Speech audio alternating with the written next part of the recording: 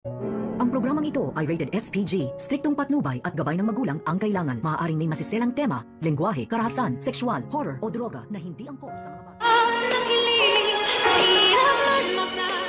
Narito na nga ang ating pagkaabangan bukas sa abot kamay na pangarap. Dito nga nagmamakaawa itong si Annalyn dito kay Madam Lotus na wag daw saktan ang kanyang ina at makinig muna sa kanyang sasabihin dahil di umano ay kilala niya itong si Carla na nagiging pasyente ng Apex Hospital.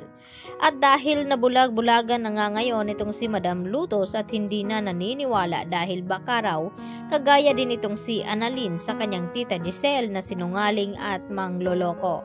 Subalit upang maniwala talaga ng husto itong si Madam Lotus kay Annalyn ay dito na nga niya inilabas itong papel na ipinapabigay sana ni Carla dito kay Madam Lotus at hindi pa ito nagiging sapat upang paniwalaan ni Lotus. Kaya agad na pinaparinig ni Annalyn Santos ang kanyang cellphone na naglalaman ng voice recording ni Carla na yun ang magpapatunay na kung gaano kamahal ni Carla ang kanyang ina at humihingi nga ito ng pasensya na kahit sobrang tagal ng araw niyang hindi nakadalaw dito ay mahal na mahal daw ni Carla di umano ang kanyang ina na si Lotus. At dahil sa mga ebidensyang ipinakita dito ni Annalyn kay Lotus, agad naman na magbago ang kanyang isip upang maghiganti dito kay Annalyn at kay Lynette. At dito nakiusap si Lotus kay Annalyn na gawin ang lahat upang magtagumpay sa operasyon dito kay Carla. At dito naman na sinabi ni Annalyn na wag daw mangamba dahil ang mag-oopera nga dito kay Carla ay walang iba kundi itong si Dr. Antonio Luke. At alam niya kung gaano kagaling na doktor ito at walang dapat ipangamba itong si Lotus dahil talagang makaka-recover agad ang kanyang anak at hindi tuluyang mawawala sa kanya. At dahil sa kaguluhang ito, dito naman na nakakuha ng pagkakataon itong si Moira. At dito na dali-dali siyang tumakas dito sa City Jail habang nagkakagulo at kinakaladkad ni Madam Lotus itong si Annalyn at ang kasunod ay itong si Lynette. Kaya dito naman na hindi naisip ni Moira na isama ang kanyang anak na si Zoe. Iniisip lamang niya itong kanyang sarili na makatakas nga doon sa kulungan. Subalit dahil sa dami nga ng mga pulis o SWAT ang nakabantay sa likod ng City Jail ay mahihirapan naman itong si Moira na makaalpas doon. Sa kabilang banda, nasaktan naman itong si RJ dahil sa panglaban nito na hindi masaktan ang kanyang anak at pati na rin itong si Lynette. At agad naman ito na inagapan ni Zoe at nagmamakaawa na wag na daw saktan ang kanyang ama na si RJ.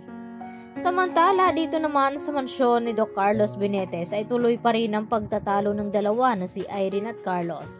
Hanggang sa umabot na nga na nasaktan ni Carlos itong si Irene at tumalapon ito at dito napansin ni Carlos Benitez ang cellphone na nakalagay sa likod ng picture frame dito ni Annalyn at dito nagtanong na kinukuhanan ba daw siya ng video nito habang naglabing-labing silang dalawa. At dito nga napanood ni Carlos ang nasabing video at dito rin na galit itong si Carlos na sinasakal itong si Irene. At dito naman ang laban si Irene kay Carlos at sinasabing sisirain niya ito sa kanyang asawa at sasabihin ang tunay na sikreto nito na pwedeng ma-avoid ang kanilang kasal dahil itong si Carlos ay kasal pa rin siya dito ni Irene sa US. At papunta naman roon itong si Chang Susan at pati na rin itong si Josa upang alamin kung nasaan nga ba itong si Carlos at kung bakit hindi na daw nila matatawagan ang cellphone nito. At madadat na naman ngayon ni Chang Susan na sinasaktan ni Carlos Benitez itong si Irene. At binabantaan na hindi makakarating kay Lynette ang kanilang ginawa dahil tatapusin na rin daw ni Carlos itong si Irene.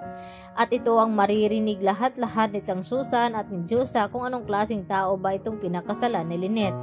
At dito rin nga ba mabubunyag ang sekreto na tinatago ni Carlos na kasal pa pala siya dito sa kanyang ex na si Irene.